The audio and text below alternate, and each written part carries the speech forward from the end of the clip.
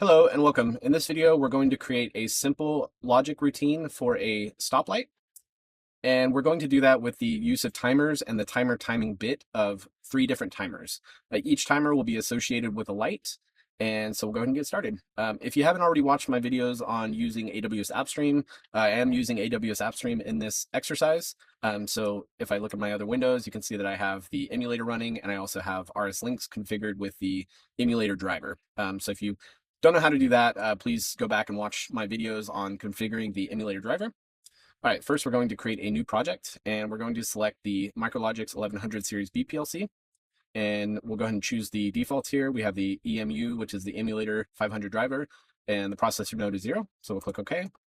And we're going to configure our I/O with a set of inputs. So we'll add a IQ16 input card, and then we're also going to add an OB16 output card, and we'll exit out of that. And then first we're going to create a seal-in circuit for our starting logic. So first we're going to create some seal-in logic for starting our light sequence. So we want to add a stop button to stop the circuit, and we'll go ahead and assign this to input 0 of our input card, and we'll just call this stop and stop on the symbol. And then next we're going to add our open set of contacts for our start button, and this will be assigned to input 1/1. Call this start, and we'll call the symbol start as well. Next, we're going to add a output to energized coil, and we'll assign this to our output card. So we'll choose the first available output, and that's output 2, and we'll just call this running, and we'll call the symbol the same thing. And then we're going to add a branch around our start push button, and this is going to have a open set of contacts that is assigned to the same output address so that we have our seal-in circuit. Next, we'll double click to add a new rung, and then we're going to add a open set of contacts, and we'll assign this to our running bit. So this will be the output 20 address. Next, we're going to add our first timer, and this will be associated with our green light, and we'll call this T40, which is our first available timer, and we'll give it a description of green light timer, and then we'll call the symbol GTMR. We'll give it a time base of 1 and a preset of 5 seconds. We'll leave the accumulated at 0. Then we're going to add a open set of contacts, and this is going to look at T40's done bit. So to reference that, we'll use T40.done. And so when the green light timer is done, we are going to start our second timer. Next, we're going to add our second timer, which is associated with the yellow light, and we'll assign this to our next available timer, which is T41.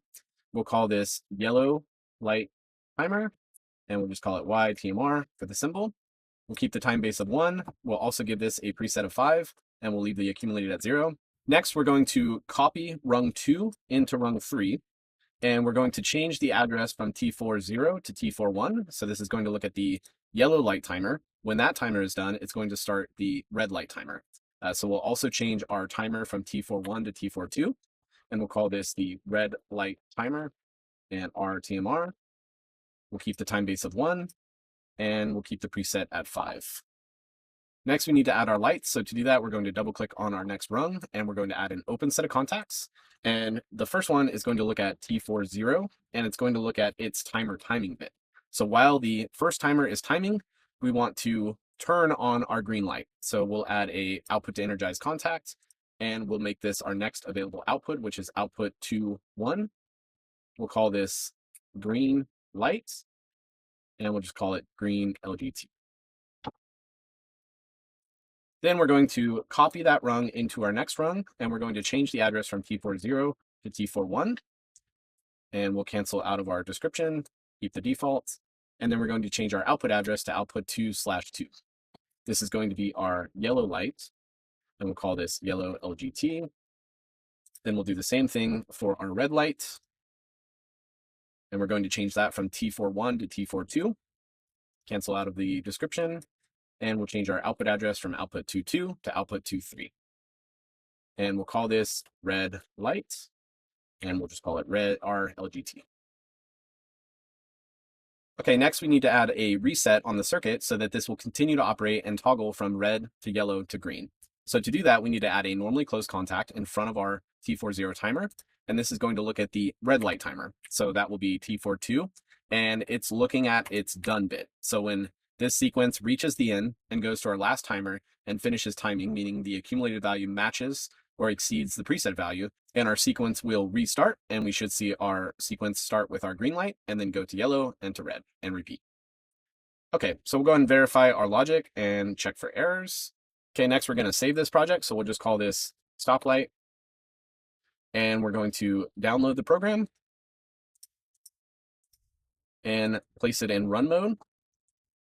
And then we'll toggle our start button from false to true. And you can see that our circuit is sealed in. Our first timer finished timing. Our second timer is timing. And our third timer is timing. So now if we watch this, we'll see the sequence go from green light to yellow light to red light. And then it will repeat, go back to green, then yellow, then red. Thank you for watching, and I hope this helps.